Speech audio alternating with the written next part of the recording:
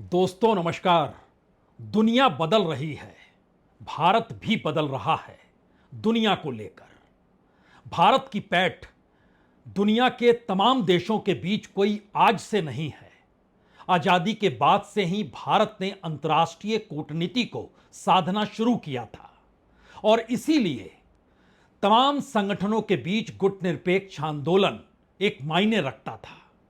और उसके बाद भारत को लेकर अंतर्राष्ट्रीय मंचों पर जहां भी झगड़ा होता, तनाव होता, टकराव होता, युद्ध की परिस्थितियां पनपती, भारत कहीं ना कहीं हर किसी को नजर आता कि यह शांति की खोज में या सहयोग या सहभागिता, तीनों परिस्थितियों में भारत साथ खड़ा होगा।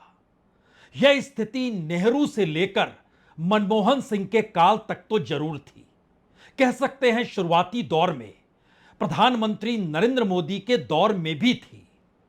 लेकिन ऐसा क्या हुआ कि अंतर्राष्ट्रीय मंचों से भारत की मौजूदगी और भारत की उपस्थिति दोनों गायब सी लगने लगी। जिस दौर में दुनिया सबसे ज्यादा हलचल के साथ खड़ी है और आपसी सहयोग भी है और आपसी टकराव भी है, लेकिन आपको कहीं भारत की मौजूदगी नजर आएगी नहीं। सवाल इतना भर नहीं है, सवाल अब इसके आगे का है। 2001 में शंघाई सहयोग संगठन जब रूस और चीन ने मिलकर सोचा कि इसे बनाया जाए, तो उस वक्त भारत में अटल बिहारी वाजपेयी की सरकार थी। भारत से भी आग्रह किया गया कि वह भी इसमें शामिल हो जाए। उस वक्त जॉर्ज फर्नांडिस का एक सवाल था, चीन हमारा दुश्मन है, उसके बनाए संगठन के साथ हम कैसे खड़े हो सकते हैं। वाजपेयी सरकार में कुछ लिबरल्स कहते थे कि देखिए, रूस भी तो खड़ा है और रूस ने तो हर मौके पर भारत का साथ दिया जरूर है। लेकिन भारत उस वक्त शामिल नहीं हुआ। एससीओ में भारत शामिल होता है 2017 में और 2023 में उसमें ईरान भी शामिल होता है। और 2017 में जब भारत शामिल होता है तो उसके साथ पाकिस्तान भी अपनी अर्जी डाल देता है और एक झटके में चीन बिना सोचे बिना समझे या कहें सब कुछ सोच समझकर भारत के साथ पाकिस्तान की एंट्री भी एससीओ में करा देता है। आज के दिन जब एससीओ की बैठक चल रही है और रक्षा मंत्री की मौजूदगी है, उस मौजूदगी में जो पर्चा जारी किया जाता है, उस पर्चे में एक शब्द था, वो शब्द बलूचिस्तान को लेकर था और उसके आश्रय एक पूरी लकीर चीन ने खींचने की कोशिश की, क्योंकि बलूचिस्तान को लेकर पाकिस्तान उलझन में है। और जब जब जिन जिन मुद्दों के आश्रय कोई संगठन बनता है, तो वहां से जो भी बयान या जो भी पर्चा जारी होता है, उसमें उसको कहीं ना कहीं लिखा जाता है। और टेररिज्म एक ऐसा शब्द था जिसका जिक्र एससीओ में हर मंच पर, हर मौके पर, हर बयान के वक्त जरूर किया गया। इस बार भी उसकी व्याख्या हुई है, लेकिन उस व्याख्या के दायरे में पहलगाम नहीं है। और पहलगाम जब नहीं है तो भारत के रक्षा मंत्री राजनाथ सिंह ने कहा, हम इस पे हस्ताक्षर नहीं करेंगे। और उसके बाद उन्होंने तकरीबन 11 साढ़े 11 मिनट का जो भाषण दिया एससीओ की बैठक में, वह पूरी तरीके से उस आतंकवाद, उस पहलगाम, उस सीमा पार से आतंकवाद को आश्रय देना और पाकिस्तान को लेकर था। लेकिन पाकिस्तान का नाम राजनाथ सिंह जी ने नहीं लिया। उन्होंने सीमा पार कहा, आतंकवाद का जिक्र किया, पहलगाम का जिक्र किया, पाकिस्तान का नाम नहीं लिया। अक्टूबर 2024 यही एससीओ की बैठक पाकिस्तान में हो रही थी और उस वक्त भारत के विदेश मंत्री जयशंकर वहां पर शामिल होने गए थे। उस वक्त भी उन्होंने कहा था कि व्यापार और व्यापार के साथ हथियार या हमले या आतंकवाद एक साथ नहीं चल सकते हैं। उस वक्त उन्होंने ना तो पाकिस्तान का नाम लिया, ना ही चीन का नाम लिया, क्योंकि चीन के गलवान की घटना को लेकर यह सवाल बड़ा था कि चीन के साथ व्यापार भी किया जाए या ना किया जाए, लेकिन चीन का नाम नहीं लिया गया। भारत अंतर्राष्ट्रीय मंचों पर दूसरे देशों का नाम नहीं लेता है और फिलोसफिकली इन बातों को रखना चाहता है जिससे उसकी बात खुले तौर पर हर कोई मान ले।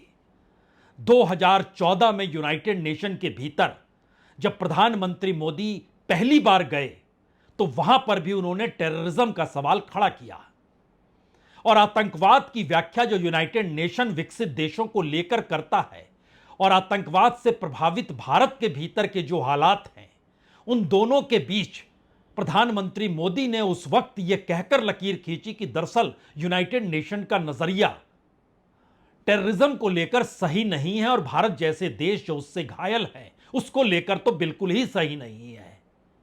लेकिन उस वक्त भी नाम सीधे तौर पर पाकिस्तान का नहीं लिया गया था। दरअसल आज इस बात का जिक्र इसलिए जरूरी है क्योंकि अंतर्राष्ट्रीय तौर पर हलचल बहुत तेजी के साथ और बड़े तीखे तरीके से लगातार बड़ी होती चली जा रही है, खास तौर से युद्ध के वातावरण में और उसके बाद व्यापार युद्ध को लेकर। ब्रुसेल्स में यूरोपीय यूनियन की बैठक चल रही है। 2 दिन पहले ही नाटो देशों की सहमति बनी जिस पे कल मुहर लगी कि अब जीडीपी का 2 नहीं 5% हिस्सा वो देंगे हथियारों की खरीद को लेकर नाटो देश। यूरोपीय यूनियन की भी सहमति बनी, लेकिन यूरोपीय यूनियन ने ब्रुसेल्स में यह सवाल खड़ा किया कि क्या वाकई अमेरिका जितनी मांग टैरिफ की कर रहा है उस पर सहमति जताई जाए या ना जताई जाए। सबने कहा नहीं जतानी चाहिए, नए सिरे से टैरिफ को लेकर लड़ाई लड़नी होगी। खामनई लगभग 10 दिनों के बाद सामने आए। उन्होंने कहा इजराइल को हमने जीत लिया और अमेरिका तक को चेताने से वो घबराए नहीं, कतराए नहीं कि देखिए इनको भी हमने बख्शा नहीं। नेतान्याहू के खिलाफ भ्रष्टाचार का मामला अमेरिका ने बंद फाइल कर दी और कहा ट्रंप ने कि दरअसल अब यह फाइल बंद होती है। कूटनीति के रास्ते रूस और चीन जिस तरीके से साथ खड़े हैं और एससीओ की बैठक का जिक्र हमने सिर्फ इसलिए शुरुआत में किया कि वहां तो एक बयान गायब है जिस टेररिज्म को लेकर एससीओ की जमीन बनी, लेकिन दूसरा सवाल एक और है। अगले महीने 5 से 7 तारीख के बीच में ब्राजील में ब्रिक्स की बैठक होनी है और जरा कल्पना कीजिए कि ब्रिक्स की बैठक में चीन के राष्ट्रपति शी जिनपिंग नहीं जाएंगे। जब से वो राष्ट्रपति बने हैं बीते 12-13 वर्षों में हर बैठक में वो शामिल हुए हैं। यहां की जिस दौर में कोविड फैला हुआ था उस दौर में वर्चुअली वो बैठक हुई थी, उसमें भी शी जिनपिंग की मौजूदगी थी क्योंकि ब्रिक्स को बनाने वाले 4 देश बी से ब्राजील, आर से रशिया, आई से इंडिया, सी से चाइना। पहले 2009 में इसका नाम ब्रिक ही था। उसके बाद जब इसमें साउथ अफ्रीका शामिल हुआ 2010 में तो यह ब्रिक्स हो गया और उसके बाद कई देश इसमें शामिल हुए मेंबरान के तौर पर और कुछ गेस्ट के तौर पर। लेकिन इस ब्रिक्स की बैठक में पहली बार शी जिनपिंग नहीं जाएंगे।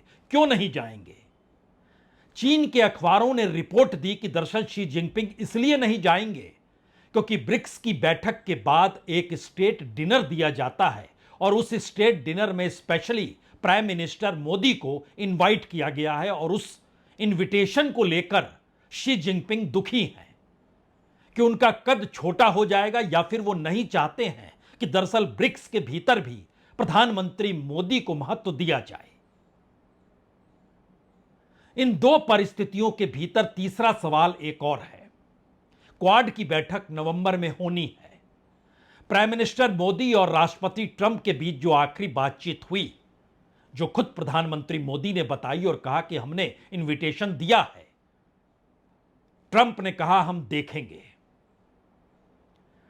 ट्रंप के शपथ के बाद जो पहली बैठक क्वाड को लेकर हुई थी, उस क्वाड की बैठक में भारत के विदेश मंत्री जयशंकर शामिल हुए थे क्योंकि 4 देशों के विदेश मंत्रियों की उसमें मुलाकात थी, अमेरिका की, ऑस्ट्रेलिया की, जापान की और भारत की। और उसमें तय हुआ था कि अब जो राष्ट्राध्यक्षों की बैठक होगी वो दिल्ली में होगी। लेकिन इन सब के बीच अभी भी उलझन है, क्या वाकई ट्रंप आएंगे या फिर इस दौर में अंतर्राष्ट्रीय कूटनीति के दायरे में ईरान को अमेरिका छूट दे रहा है, पुरानी पाबंदियां हटा रहा है, नेतान्याहू को ढील दे रहा है, मिडिल ईस्ट के भीतर आतंकवादी संगठनों की रिहाई है, उनके साथ बिजनेस करने की बात आगे बढ़ रही है। जिन भी देशों में बीते 20 वर्षों में, चाहे वो इराक हो, चाहे सीरिया हो, चाहे लीबिया हो, चाहे यमन हो, चाहे वियतनाम हो, जो भी देश आपके जहन में आता है ले लीजिए, अमेरिका उनके साथ आर्थिक संबंध बढ़ाने की दिशा में बढ़ चुका है। चीन के साथ उसके आर्थिक रिश्ते जो टैरिफ वार के बाद शुरू हुए वह संभल चुके हैं। और नया सवाल यह है कि जिस समुद्र के रास्ते चीन को लेकर चिंता ऑस्ट्रेलिया और जापान जता रहे थे, या सिंगापुर भी जताता था, या फिर अमेरिका यह सोचता था या सोचता है कि समुद्र के रास्ते व्यापार पर अगर चीन का कब्जा हो गया तो उसकी अपनी ताकत खत्म हो जाएगी। यानी इस बदलती हुई दुनिया में संबंध जिस तेजी से बन रहे हैं, बिगड़ रहे हैं, या फिर बातचीत हो रही है, उसमें पहला और आखिरी सवाल भारत को लेकर है। दुनिया के तमाम संगठनों में भारत की मौजूदगी व्यापक तौर पर आई और 2023 में जो दिल्ली में G20 हुआ, सफलतापूर्वक भारत ने कराया। प्रधानमंत्री मोदी लगातार तमाम परिस्थितियों को देख समझ रहे थे। और ध्यान दीजिए, प्रधानमंत्री मोदी उन प्रधानमंत्रियों में से हैं जिन्होंने एक लिहाज से भारत की विदेश नीति अपने हाथ में ले ली और विदेश नीति के साथ जुड़ी हुई व्यापार नीति भी अपने हाथों में ही रखी। इसीलिए लगभग 80 से ज्यादा देशों की यात्रा वो कर चुके हैं, भारत के विदेश मंत्री से कहीं ज्यादा। और जो पहली बार रफाल डील फ्रांस के साथ हुई तो वह सरकार के साथ सरकार की डील थी। उसमें कोई बिचौलिया इसलिए नहीं रखा गया क्योंकि हर के जहन में यह सवाल था कि अच्छा एक बोफोर्स हुआ था, लेकिन सरकार से सरकार का मिलन और उस दौर में अनिल अंबानी का नाम सामने आना, यह एक भारत की सत्ता के साथ कॉरपोरेट की यारी का एक नया ऐलान था। यानी अंतर्राष्ट्रीय तौर पर भारत के कॉरपोरेट को कितनी उड़ान कैसे देनी है।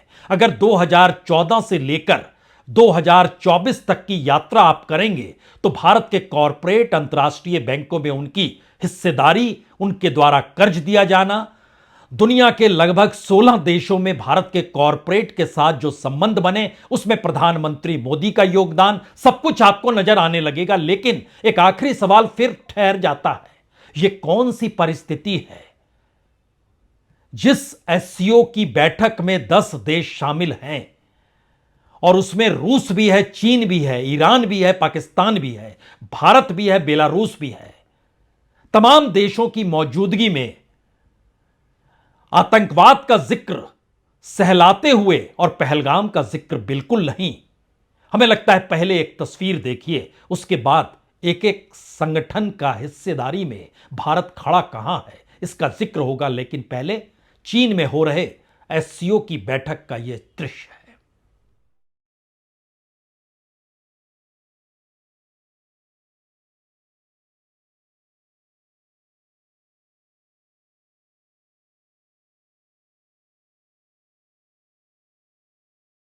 ऐसा नहीं है कि इस बैठक में राजनाथ सिंह जी ने कोई आवाज टेररिज्म को लेकर नहीं उठाई, या फिर जो संयुक्त बयान जारी होता है उस पर हस्ताक्षर से उन्होंने इनकार कर दिया तो इसका असर नहीं पड़ा। सब कुछ हुआ, लेकिन चीन और पाकिस्तान की दोस्ती और अंतर्राष्ट्रीय मंचों पर भारत को दरकिनार करना या भारत द्वारा उठाए गए मुद्दों को अंतर्राष्ट्रीय मंच के जरिए जारी ना करना, वह भी उस स्थिति में जब पहलगाम की घटना के बाद पहली बार, शायद भारत के अपने इतिहास में यह पहली बार, जब भारत के सांसद और डिप्लोमेट्स दुनिया की 33 देशों में गए। लेकिन अगला सवाल फिर वहीं पर है, यह सारी कवायद भारत कर रहा है, यह सारी कवायद भारत अपने लिए कर रहा है। यह सारी कवायद में अंतर्राष्ट्रीय तौर पर कौन भारत को अलग थलग करने पर खड़ा हो चला है।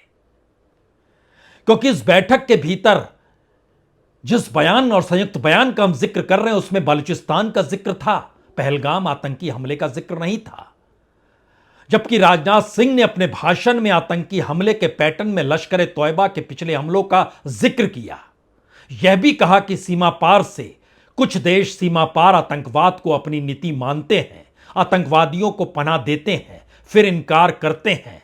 ऐसे डबल स्टैंडर्ड की कोई जगह होनी नहीं चाहिए। उन्हें समझना होगा कि आतंकवाद के एपेक्स सेंटर सेफ नहीं है और एससीओ को ऐसे देशों की आलोचना करने से रुकना नहीं होगा, यानी संकोच बिल्कुल नहीं करें, खुलकर सामने आए। कमोवेश यही बात अक्टूबर 2024 में पाकिस्तान के भीतर एससीओ की बैठक में भारत के विदेश मंत्री जयशंकर ने उठाई थी। सुन लीजिए पहले आज जो राजनाथ सिंह जी ने कहा। Some countries use cross-border terrorism as an instrument of policy and provide shelter to terrorists. There should be no place for such double standards.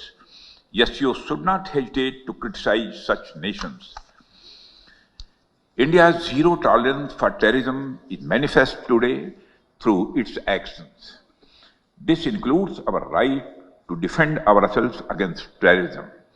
And we have shown that epicenters of terrorism are no longer safe and we will not hesitate to target them. जाहिर है भारत गुस्से में है, उसने हस्ताक्षर नहीं किए। पाकिस्तान के रक्षा मंत्री की मौजूदगी थी, उनसे हाथ नहीं मिलाया। ख्वाजा आसिफ, उनसे हाथ भी नहीं मिलाया। लेकिन पिछले बरस भारत के विदेश मंत्री ने शहबाज शरीफ से पाकिस्तान में हाथ मिलाया था, बिलावल भुट्टो को नमस्कार किया था। तो सवाल हाथ मिलाने या फिर नमस्कार करने भर का बिल्कुल नहीं है। सवाल है कि अंतर्राष्ट्रीय मंचों पर भारत की महत्ता जो थी वो नेहरू के दौर से जो चली आ रही थी, इस दौर में वो गायब क्यों हो गई?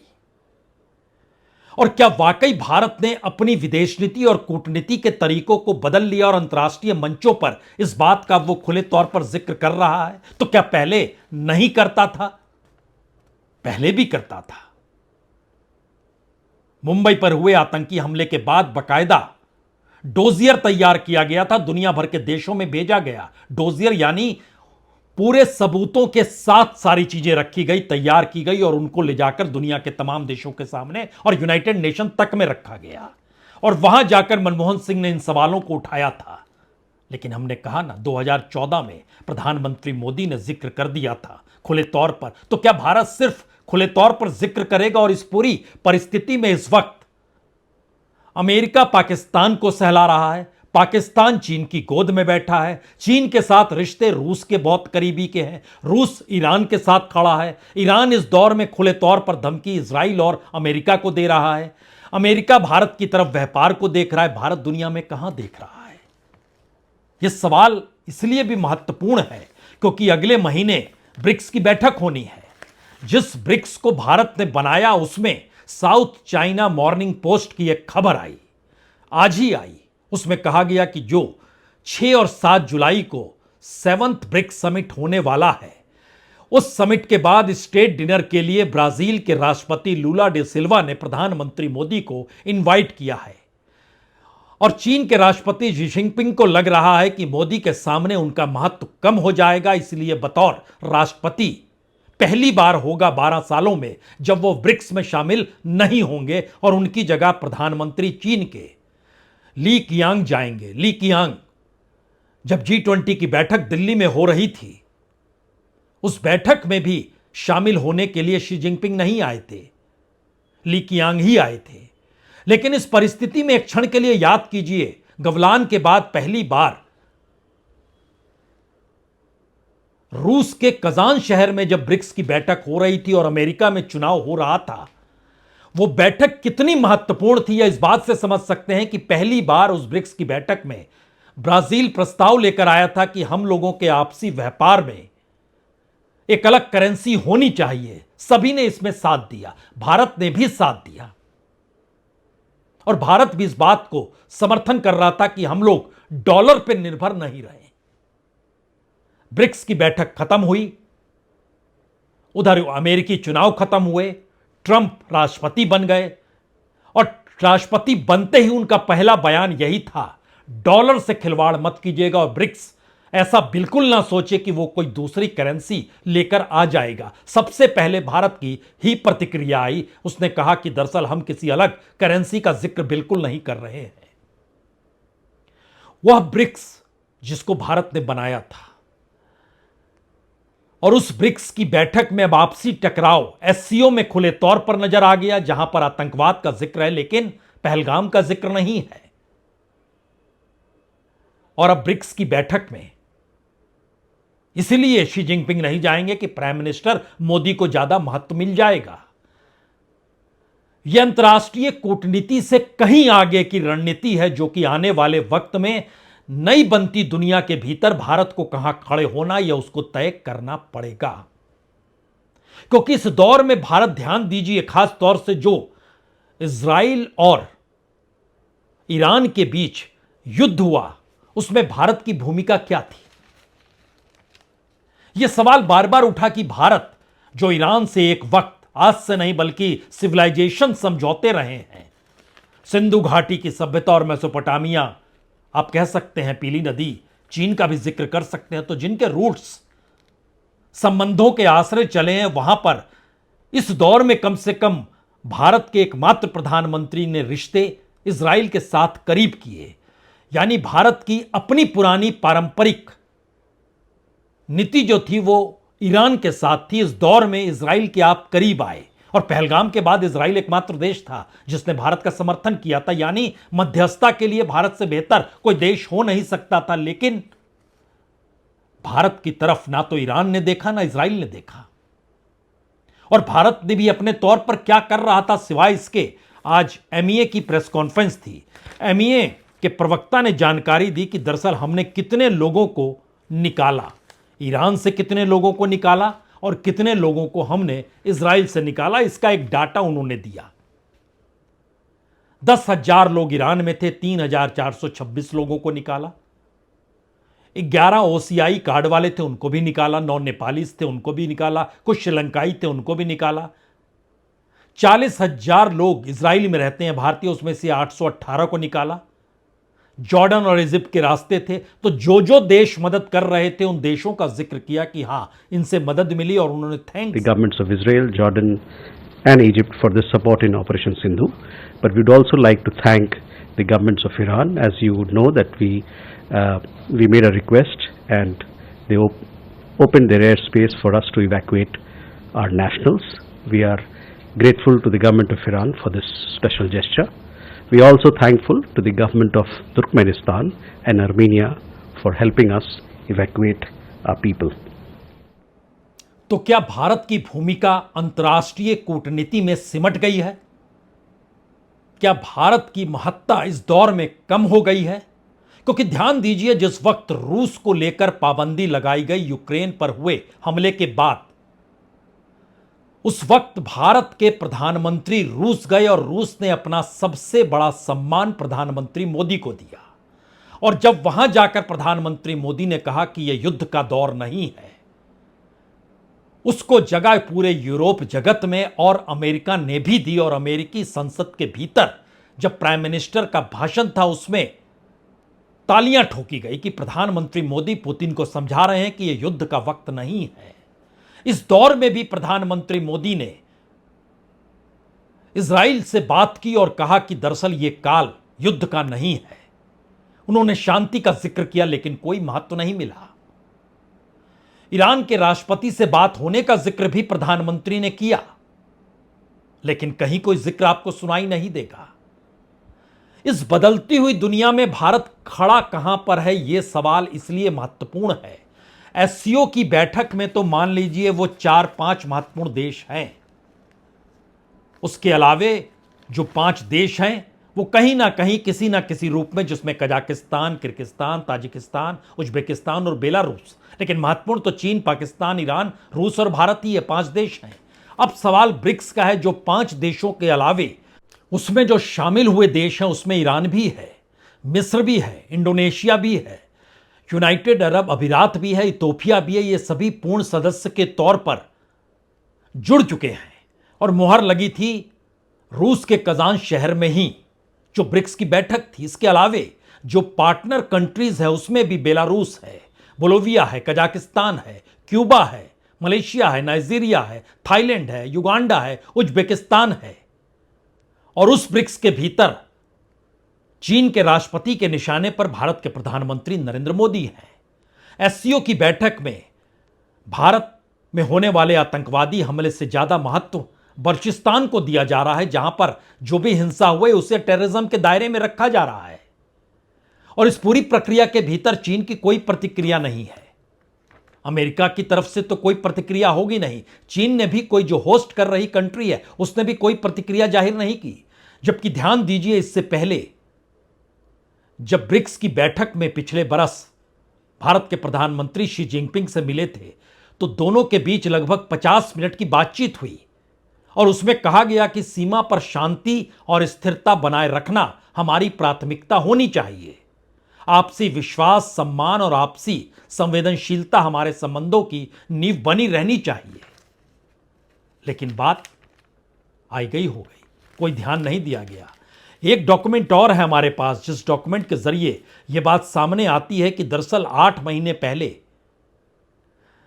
सभी देशों को एक दूसरे की सीमाओं का सम्मान करना चाहिए और आतंकवाद और व्यापार एक साथ नहीं चल सकते हैं। इसका जिक्र विदेश मंत्री जयशंकर ने पाकिस्तान में चीन को सामने बैठाकर किया था, नाम नहीं लिया था चीन का। और शायद यही वजह है कि आज जब भारत ने एससीओ की बैठक में संयुक्त बयान पर हस्ताक्षर करने से मना कर दिए, तो सदस्य देशों में से कोई कुछ नहीं बोला। बलूचिस्तान की तरफ से एक पर्चा जारी हो गया कि हम भारत के समर्थन में हैं। देख लीजिए पर्चा।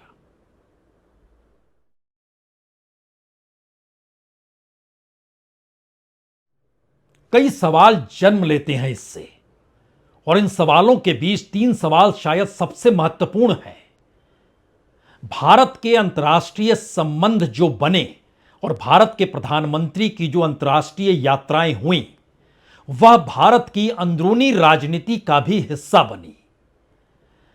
और भारत के प्रधानमंत्री की हर विदेश की यात्रा में वहां पर जो जय जयकार होती थी, उसमें आरएसएस कहें, जिसो कि विदेश में हिंदू स्वयंसेवक संगठन कहा जाता है, उसकी एक पूरी व्यूहरचना की गई। और यह व्यूहरचना कमोवेश हर देश में हुई, जिसकी सबसे बड़ी और व्यापक शुरुआत 2015 में ऑस्ट्रेलिया से हुई थी, सिडनी में नारे जो लगे थे, और उसके बाद यह सिलसिला थमा नहीं।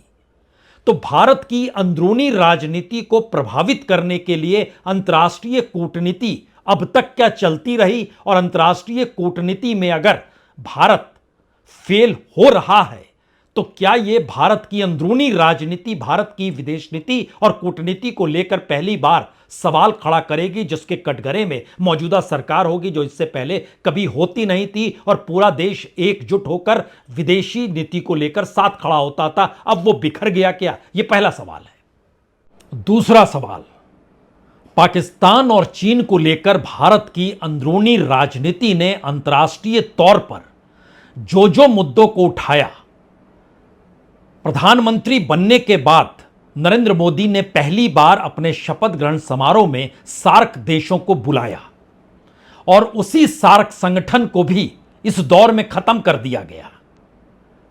चीन के साथ जो संबंध इतने प्रगाढ़ दिखाए गए, उसमें पहली बार शी जिनपिंग गुजरात तक पहुंचे, अहमदाबाद और गांधीनगर में उनके साथ झूला झूलते प्रधानमंत्री नजर आए। पठानकोट में बकायदा पाकिस्तान की खुफिया एजेंसी तक को निमंत्रण दे दिया गया। प्राइम मिनिस्टर जन्मदिन की बधाई देने पाकिस्तान लाहौर पहुंच गए, नवाज शरीफ को। यानी कहीं ना कहीं एक अंतर्राष्ट्रीय कूटनीति और निजी तौर पर सफलता पाने की चाह में क्या यह सत्ता उलझती चली गई? और अब पहली बार जिस हाशिए पर भारत खड़ा है, उसमें क्या बड़ा सवाल मौजूदा सरकार को लेकर है कि उसने इस देश की अतीत की पूरी कूटनीति को नए सिरे से जो मथना शुरू किया, उसमें सिवाय निजी सफलता के अलावे कुछ नहीं था, इसीलिए आज की तारीख में हाथ खाली है। और तीसरा सवाल, भारत की विदेश नीति, भारत की कूटनीति, भारत की आर्थिक नीति अंतर्राष्ट्रीय मंचों पर तब तक मान्यता नहीं पाएगी जब तक भारत अपने तौर पर खुद के पैर पर खड़ा होता हुआ नजर ना आए। मेक इन इंडिया के नारे के पीछे अगर चीन का कच्चा माल है और भारत वाकई सिर्फ असेंबल कर रहा है, तो फिर निर्भरता तो चीन पर होगी। भारत की अपनी टेररिज्म की पॉलिसी अगर सिर्फ और सिर्फ एक हिस्से को देखते हुए आगे बढ़ेगी तो सवाल कश्मीर का हमेशा जिंदा रहेगा। यानी कहीं ना कहीं भारत के भीतर भी यह सवाल इस दौर में बड़ा होते चला गया, प्राइम मिनिस्टर या स्टेट्समैन चाहिए क्या? क्योंकि दुनिया को वर्ल्ड लीडर के तौर पे जो अमेरिकी राष्ट्रपति ट्रंप मिले हैं उसका नजारा पूरी दुनिया में देख लिया है, और भारत में तीसरी बार प्रधानमंत्री चुने जाने के बाद प्रधानमंत्री मोदी की अपनी ही तमाम पूर्व की नीतियां कैसे खारिज हो गई, वह भी अंतर्राष्ट्रीय मंचों पर, इसे भी देश ने देख लिया। शायद इसीलिए यह दौर प्रधानमंत्री मोदी को खुद में तब्दील करते हुए स्टेट्समैन बनने का है। अन्यथा छोटे छोटे दायरों में फंसकर आज सफलता कल असफलता। आज खुद बयान जारी किया जो G20 में भारत ने बयान जारी किया था, और SCO की बैठक में भारत का ही जिक्र नहीं। इससे बड़ी त्रासदी हो नहीं सकती है, और शायद यही वो सवाल है, ऐसा क्यों? बहुत बहुत शुक्रिया, बहुत बहुत शुक्रिया।